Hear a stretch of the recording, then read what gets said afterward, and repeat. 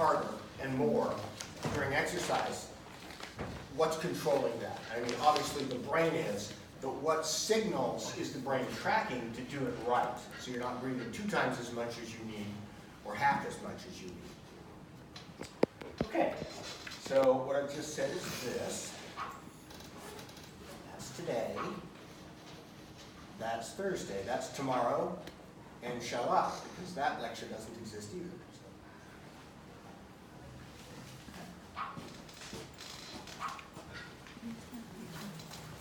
So you've seen this figure back in lecture 15. I think this is like the 4th slide. And I stopped to make one of my persnickety little digressions that I just took this from a textbook of exercise physiology, and it's wrong.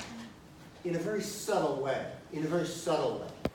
It's what I call the iconography of figures. There's meaning buried in figures. For instance, because 12 o'clock, the day starts and the half day is at noon, we tend to look at top dead center as the primary thing. And so the implication here, just buried, is that breathing is what causes metabolism. See how metabolism is the last thing in the chain? Wrong, wrong, wrong, wrong, wrong, wrong, wrong. It's just wrong. You cannot drive, and I'll show you examples later in this lecture, you cannot drive if I can't even do that.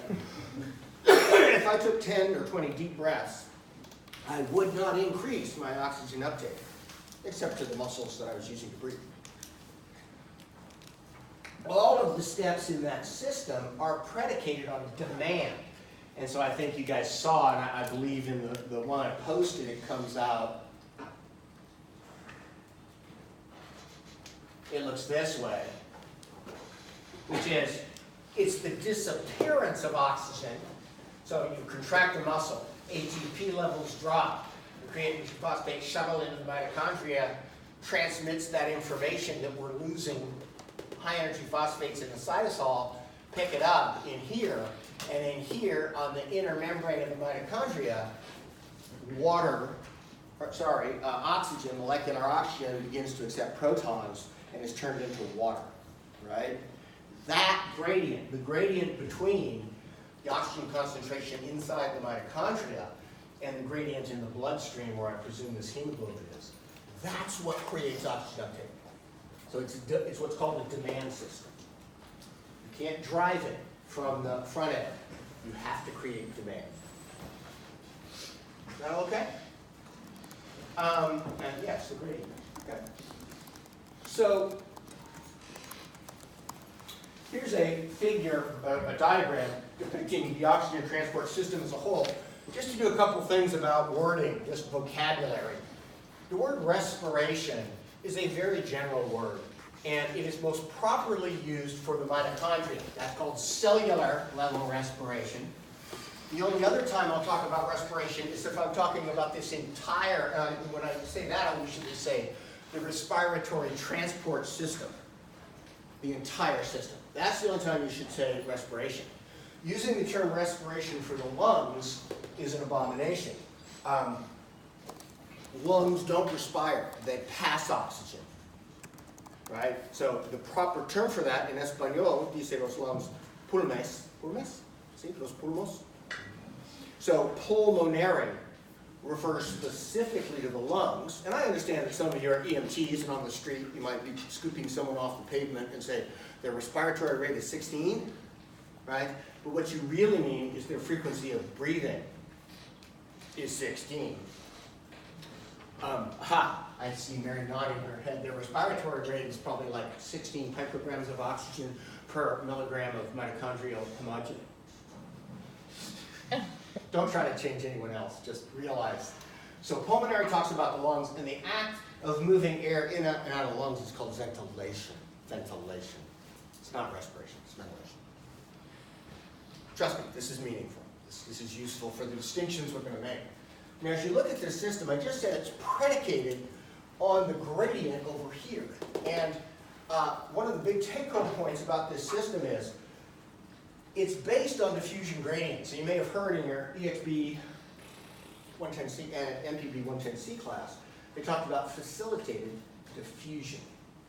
Well, diffusion is a physics principle. It's not physiology, it's physics. And what they're trying to tell you is, diffusion is based on having more of something here than here, that would be oxygen, or more of something here than here, that would be CO2, right? Now the facilitating part, if you want to speed up diffusion, first there's anatomic ways to create high rates of diffusion, and that's mostly about thin membranes and huge amounts of surface area, which I'll show you in a moment. But if you wanted to speed up the rate, the step between here and there, well, then pump the blood to the next diffusional place. But once again, what's happening at the lung is not physiology, it's physics. If there's more CO2 in the blood than there is in the lungs, there's more oxygen in the alveoli than the pulmonary capillary. Drew, is your real name Steve? Yeah. Okay, that's all right. I didn't want to make sure that you were taking your exam and not somebody else that arrived. And I just said this. Oh, another thing that you'll discover is you can't amp up just one of these gears and hope that the whole chain, the only place that works is here. If you amp up the disappearance of ATP, everything about the way this is set up, diffusion will occur faster here, the reflexes that sense work will speed up heart and breathing, everything will work great if you try to drive it here. If you try to drive it from any of the other ends, I'm going to take lots of crack cocaine to increase my metabolism. That really won't work, especially if you strap the person down. In reality, they twitch a lot, and so they do have a higher metabolism because they're moving. But if you strap them down, it's very minimal. Am I making any sense? Okay. I think I have a brief visual reminder, but I'm going to say one more thing before I leave this slide. How can I say this? This is what's called a reductio ad absurdum. It doesn't mean you just tease the argument into absurdity. It's a Latin reasoning technique where you take an extreme condition to see what the relation is. So many people will, at the state college level, they would say, oh, breathing is what causes oxygen consumption, metabolism. Okay, let's get a corpse, nice fresh corpse. You with me? We can put an ambu bag on it and breathe it. I don't do as much mouth-to-mouth on corpses as I used to. They frown on that now. I don't get it. So now they call it necrophilia. But you could breathe. You could breathe the corpse, and its chest would go up and down. And here's the question: would the corpse consume oxygen? Would there be a net transfer? Well, so what's missing? I'm having perfectly normal ventilation. I promise you can do that on a corpse. What's missing? The gradient, the absorption of oxygen in the mitochondria, creating the gradient. So just remember that. That's what the real cause. Breathing is the response to metabolism. Breathing is not the cause of metabolism. Okay?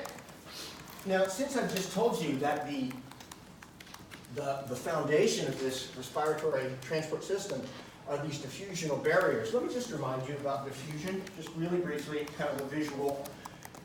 If you had a plastic tube, clear plastic tube full of water, a bubble, and you were to inject dye on both ends, you would have a concentration gradient. High yellow, low yellow. High blue, low blue. Is that okay? And because of the second law of thermodynamics, that entropy increases and things run down, that's an organized system, it should, over time, I come back every hour, so we do at my house on Saturdays, and take a photo, the diffusion gradient should equalize itself. And one of the things I really like, by the way, notice how you can get bidirectional flow if you have the concentration gradients in different in, out, and out, in. Cool. I always like it when they touch, they don't care because there's still no yellow over here, and there's still no blue over here. And so by the end of the day, I have a beautiful green too. And not sure what that proves, but that's diffusion. The second thing that lungs do, and of course diffusion, is the point of breathing. Getting gas transfer in and out of the blood.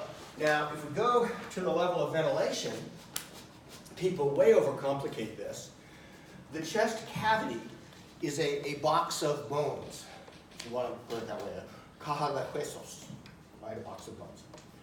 And it's set up in a way that you can actually change the total volume. See if I can make it inhale. Where's my thing there? Oh, it works. Breathing with me. Notice the bellow leather of my diaphragm. The bellow leather of this would be equivalent to the diaphragm going down.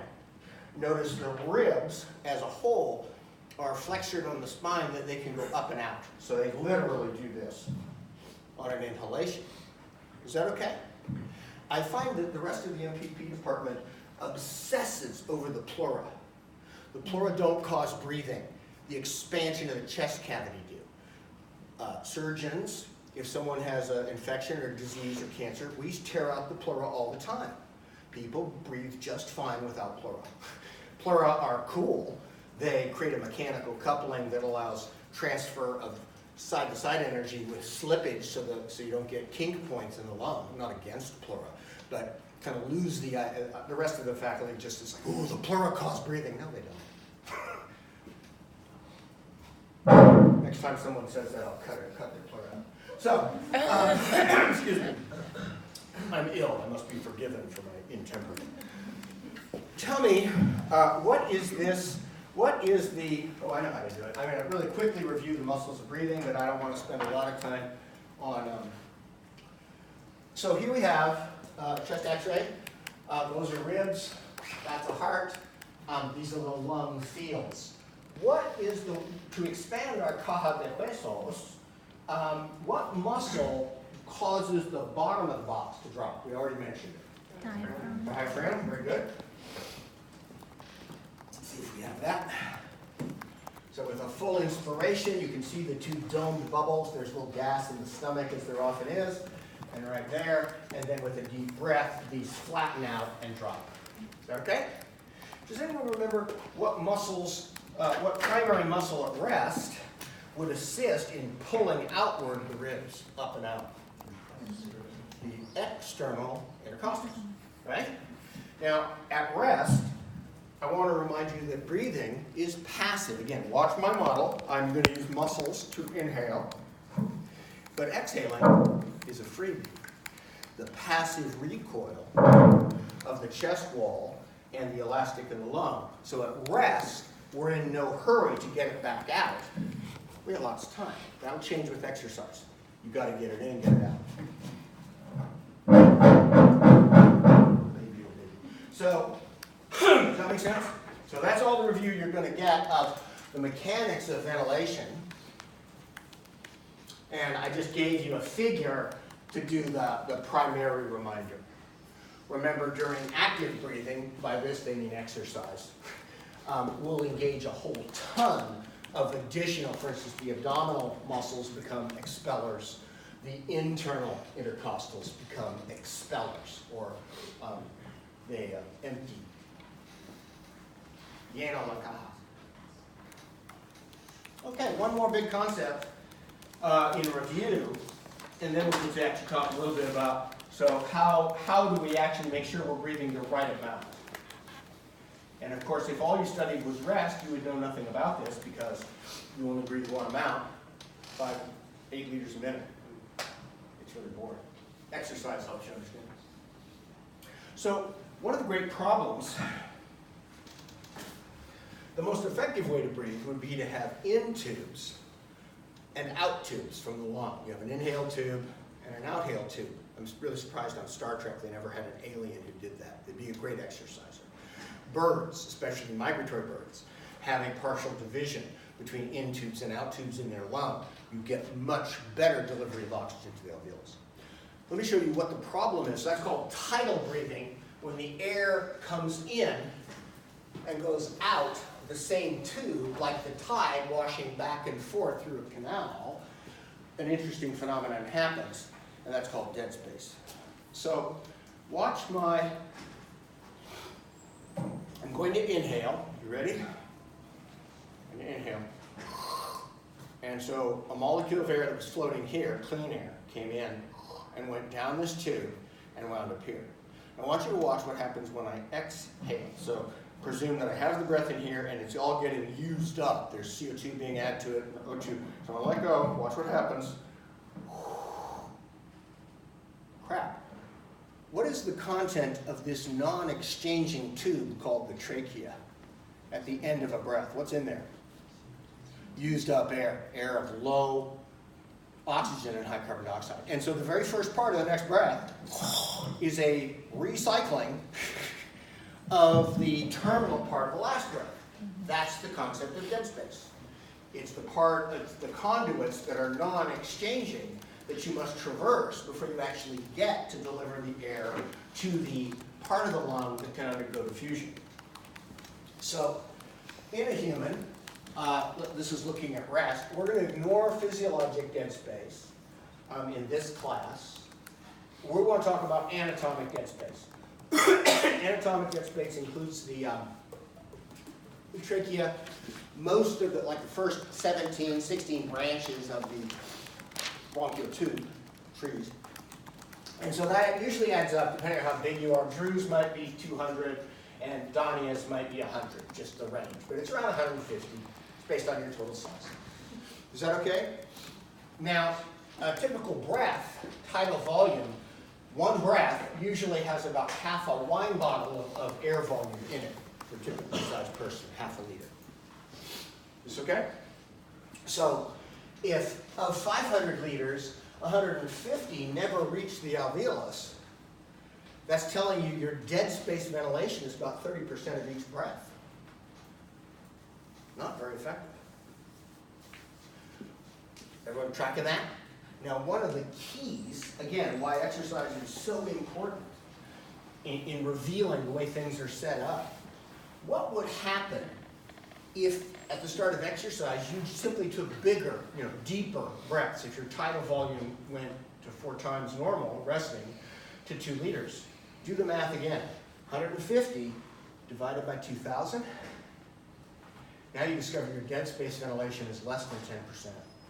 So the single biggest way to affect more exchange at the lung level, again, this you can't drive it from the lung itself, and you guys don't need to think about this, but your body, whenever there is a need at the mitochondrial level for greater transport, you will begin to breathe deeper rather quickly, because that minimizes the effect of dead space in a tidal breathing area.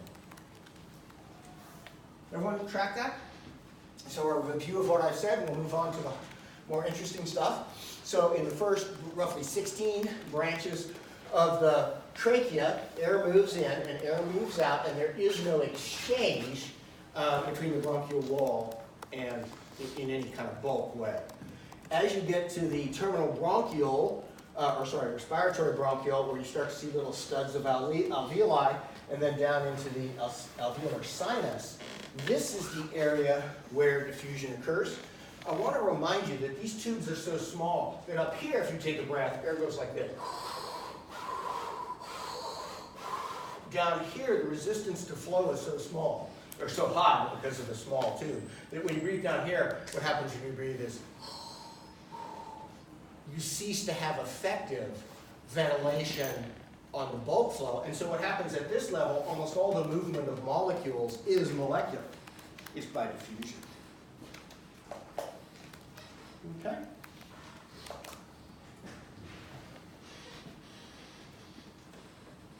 A brief break. Let's look at pretty pictures. This is a scanning electron micrograph of a lung. It's been frozen and shattered, and then you looked around to find a cool place. This is a bronchiole going by on FOSS. And so in here, you have,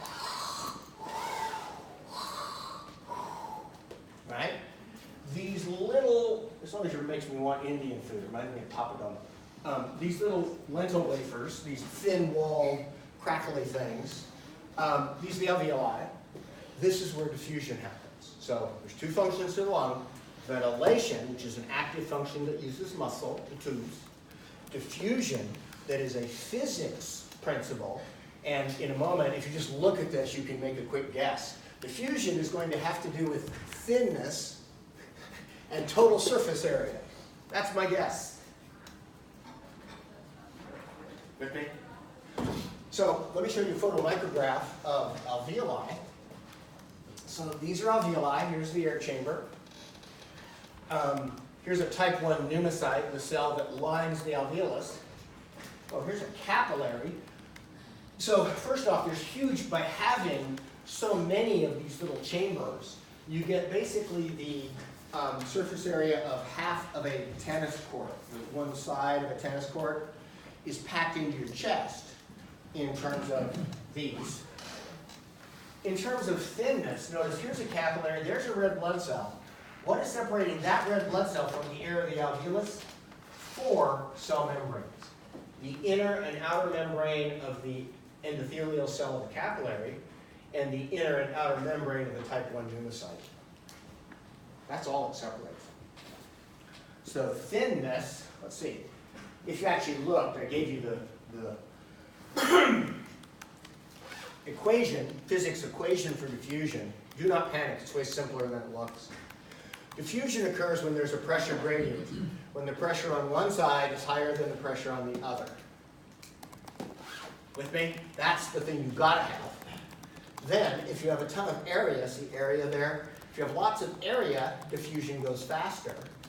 And then divided by, this is thickness, put an H on that because they said the thickness of the barrier membrane.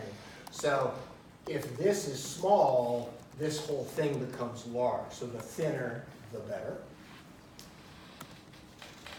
Make sense? You can look through it, and it makes perfect sense. So in terms of area, this is, picture a Swedish exercise ball up here in my hands. You know those big balls people sit on at work.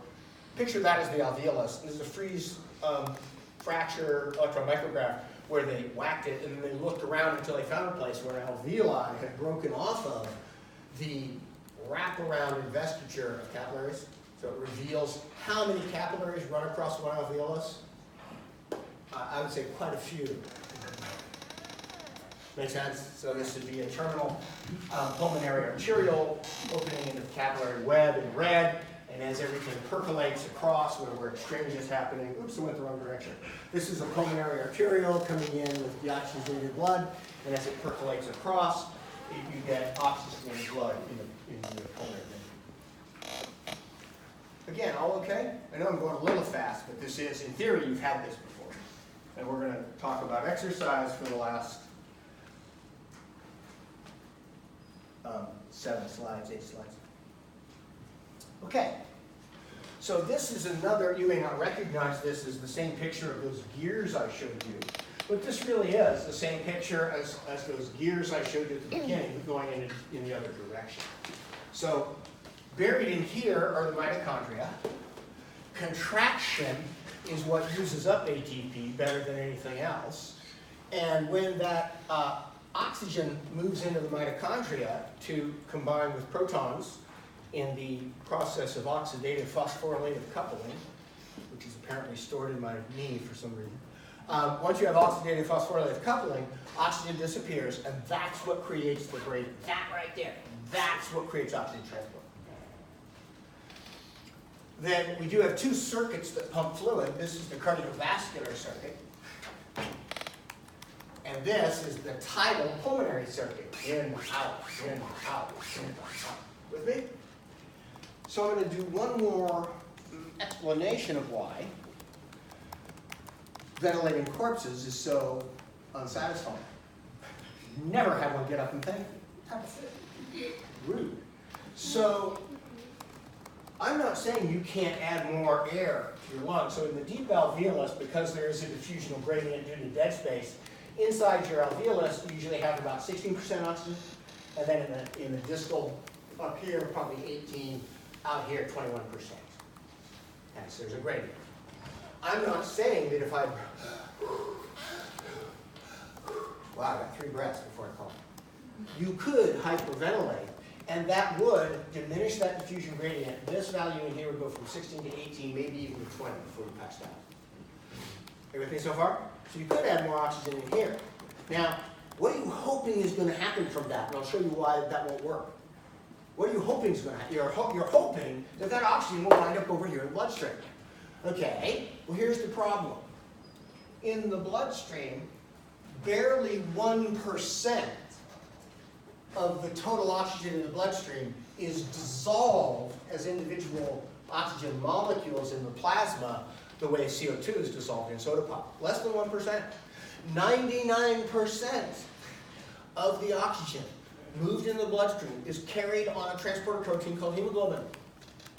So if you have a whole bunch of oxygen here, what would you actually need? I've done the math on this. If you hyperventilate heavily, you might get this number to go from 1% to 2%, meaning you added with heavy hyperventilation 1% to your total oxygen transport, and again, it won't offload because there's no gradient.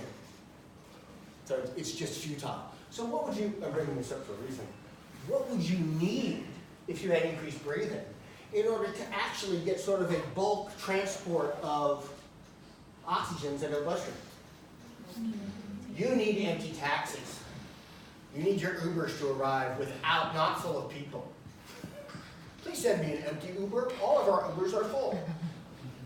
Everything? And so once again, it shows you why it's a demand system. If you're using this transporter protein and you need empty slots, well, that means you've got to first use up some oxygen to create enough of these desaturated hemoglobins to actually enhance flow.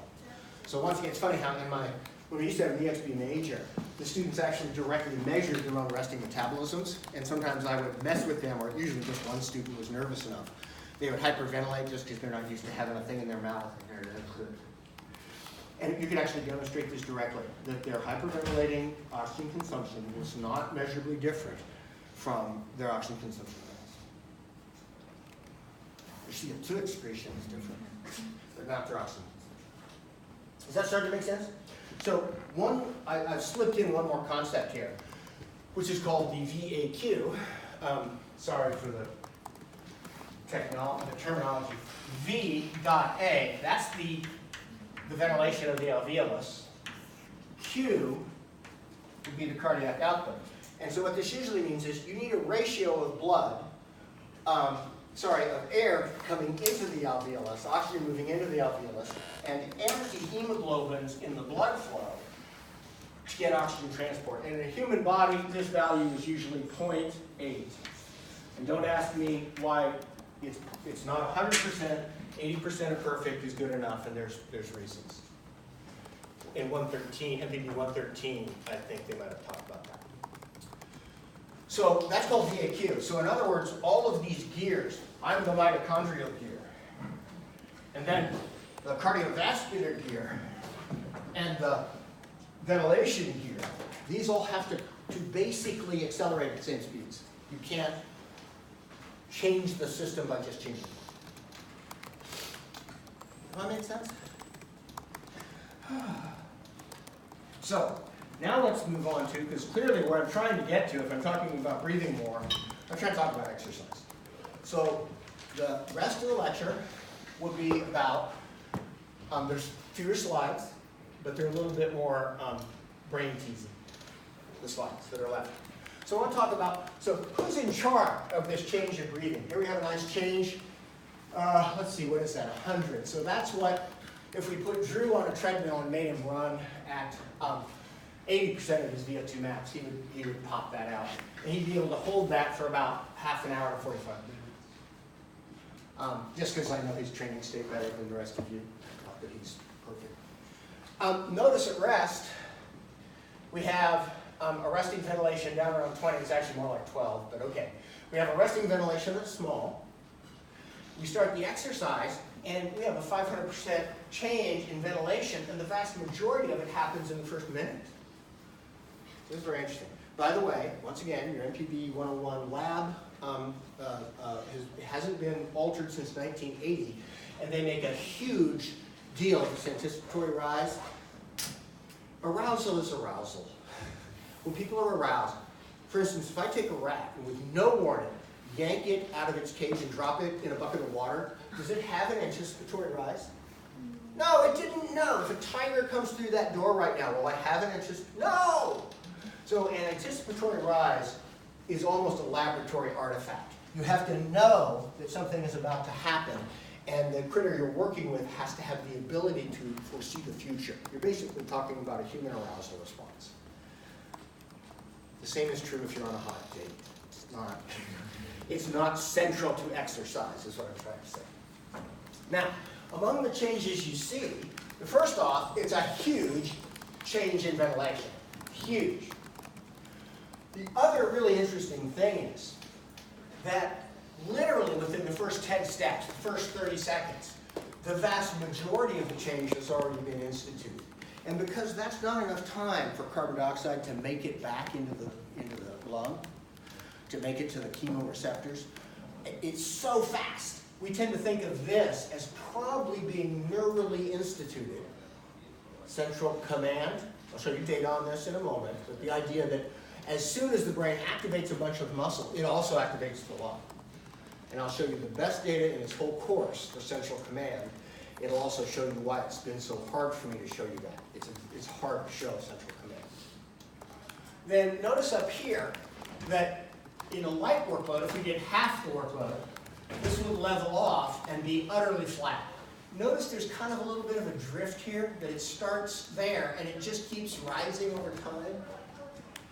We tend to think of this slower response as being driven by metabolism. Let's say these slow oxidative fibers that we recruited in the beginning of the work start to drop out after 30 minutes. They're fatigued. I mean, they're still active, but they just don't make as much force. You're recruiting more fibers. You're going through additional oxygen deficits at the cellular level. So we think of this drifty thing as having to do with you're sensing ions. That's a good way to say it. Feedback. Are you tracking that? Okay. Be brave. So an easier way, oh, I thought I eliminated that. Let's go to the next slide. There we go, bigger. An easy way to start to think about this, the next part of the lecture, the 50 minutes is, so what are we trying to do with breathing? What is the goal? And I mean sort of operationally. Clearly we're trying to get enough oxygen to supply the mitochondria, but what are we monitoring?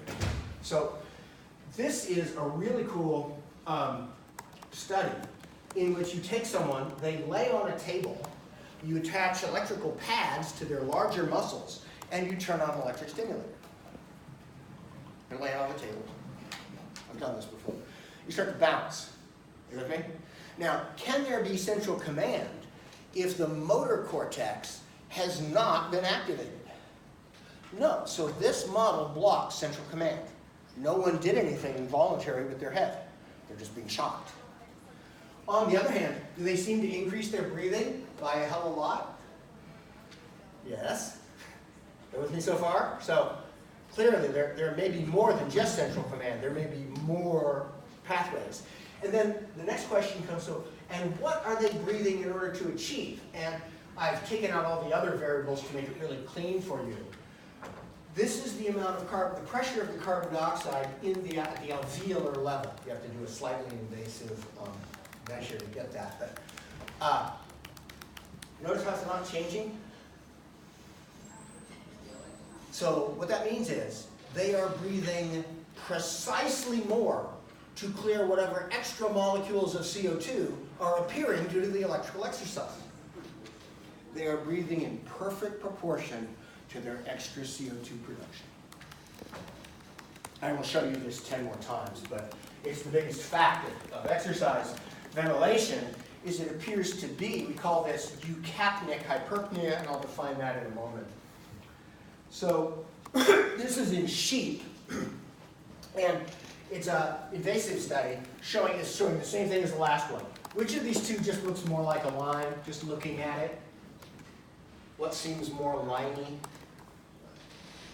Right? This is a plot, what we call a scatter plot. This is a line. Right? Then let's look at what it is. In this model, the sheep have had their vena cava externalized in a prior operation with a port. And you can take their venous blood and run it through a heart-lung machine. So you can do the normal functions of the lung outside the sheep before you dump the blood into the lung. And that's why you'll see that these, if you look at these values, that's 100% of resting CO2 being delivered to the lung. How could you have 50% of resting CO2? oh, you use the heart-lung machine to remove the CO2 in advance and then put less carbonated blood in the lung. Does this start to reveal the pattern? That what I love is this, see these sheep down here? The same sheep, but see those down there? If you use the heart-lung machine to scrub all of the CO2 from the venous blood, a substantial fraction of the sheep simply cease to breathe. They're awake. They're out there and actually got a feed bag on them. They're still eating, because that's what sheep do. But they cease to breathe. What's the point? They're taken care of. So this is a second, and oxygen, you get a variety of responses if you replete the oxygen in the venous blood. But the point is, what seems to be being trapped at rest is carbon dioxide. Is that okay? And it's mostly the venous carbon dioxide hitting the lung. You can read that. Here's your hardest slide, and be very, very brave. This is central command. It's a hugely invasive study. Last year, one of the students came up and said, that kind of made me sick. Okay, we did it in the 60s, and we're going to do it a lot again, because we've done it a few more times, and it works. So, what we have is a cat who is conscious, just like you guys haven't had colonoscopies, but if you ever have a dental procedure like a root canal and you have kind of twilight sleep, the cat is twilight sleeping. It has also had its neuromuscular, it's had a curare, tubocurarine, I think you guys used in MPV 101. You've paralyzed its neuromuscular junction, so there is no metabolism, right? You had to block metabolism here, because what we're trying to measure is what does the brain all by its lonesome do? So the cat is in some little slings, and can't make that noise, and paralyzed, right? But breathing on its own, You've mostly turned off its cortex. Its brainstem works just fine. Okay? So here's what happens. They put an electrode down into one of the deep motor centers at the base of your brain, the rubrum, nucleus rubrum, a whole bunch of them, substantia nigra. They're little sub-receptors for locomotion. And so you have to find the right motor ganglion. And when you turn on the stimulator, what you get is neural locomotion. Because remember, the animal's paralyzed. There's no actual movement. But you can tell that you've got the motor center. I'll show you how. Here, this is the left biceps femoris, right biceps femoris.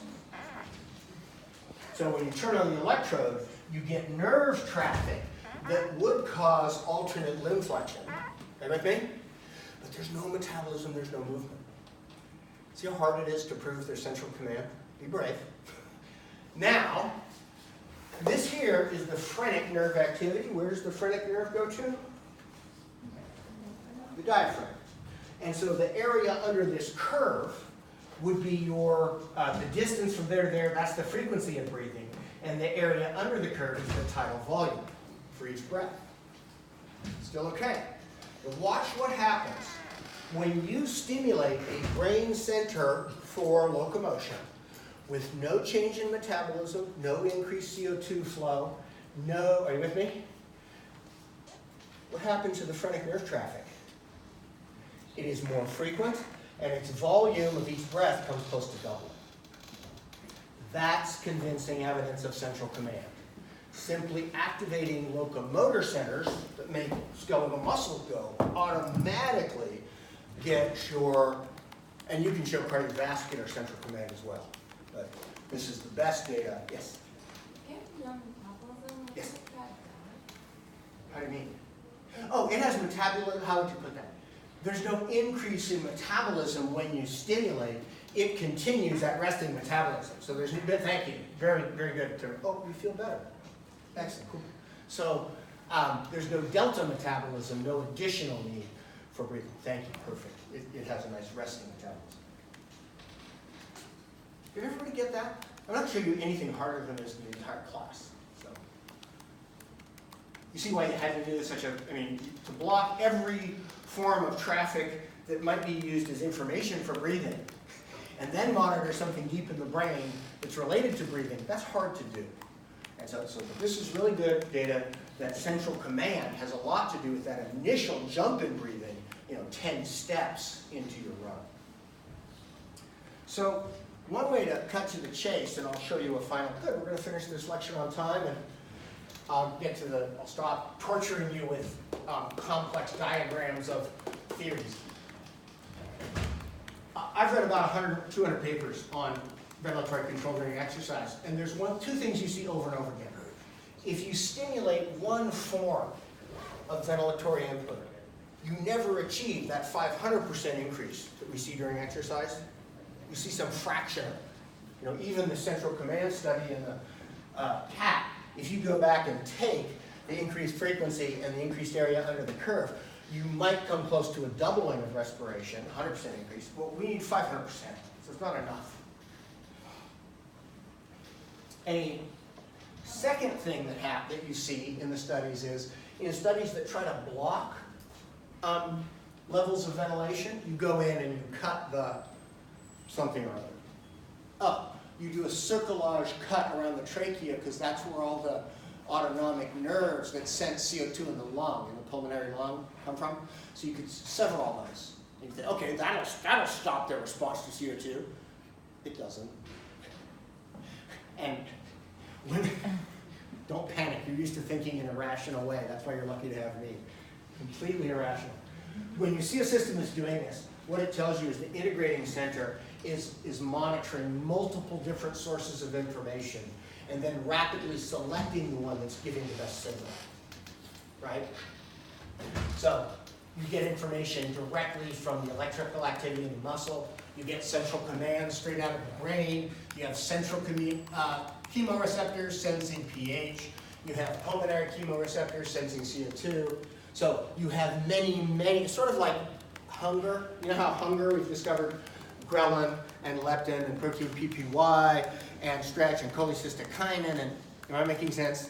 And because forgetting to eat is bad, and so you have multiple inputs so that you always remember to be hungry.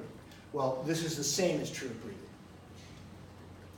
And if you wanted to have a single term of how we breathe, that's our last slide, and there's just enough time to talk about it.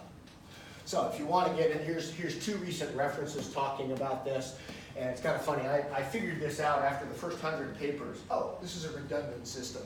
And then was very satisfied over the next decade that all the other smart people I knew came to the same.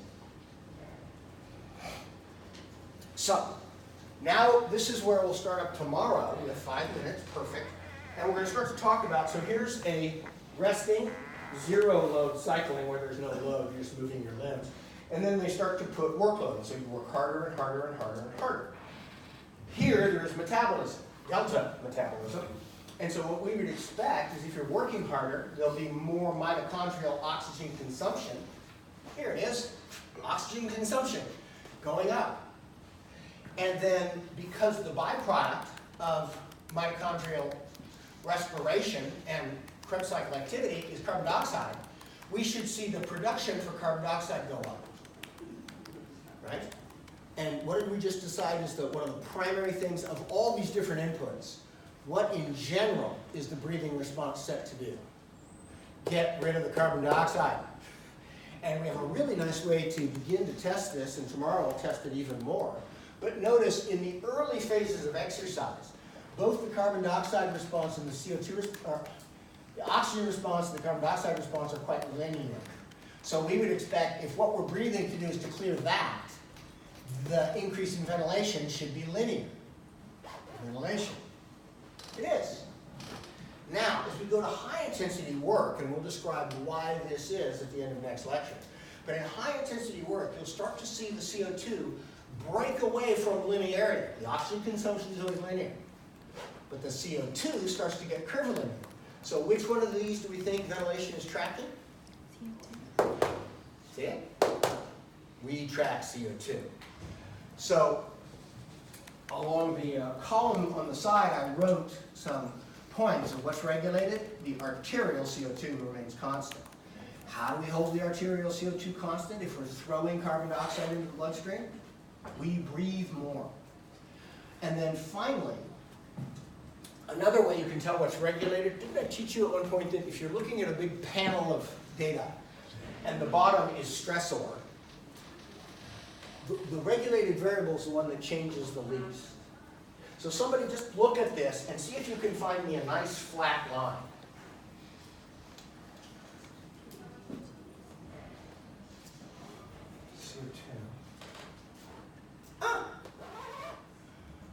Liters of ventilation per liters of additional carbon dioxide.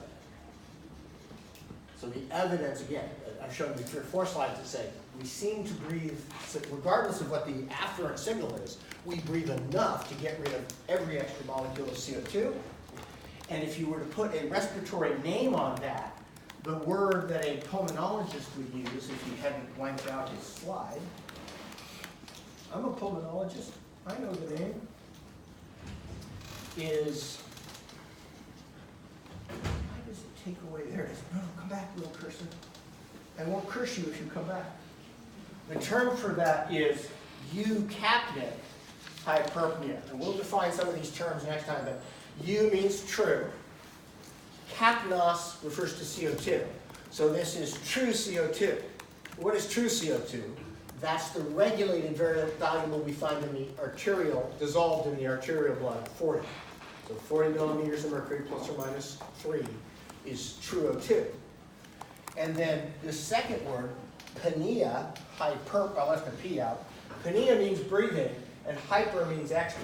So this is extra breathing sufficient to hold carbon dioxide, U, if you were to translate this out of Latin. And that's what we're seeing. Extra breathing, completely sufficient to hold the carbon dioxide level of the blood constant. Is that all right? Very good. So that was 2 lectures in one. I hope it wasn't too painful.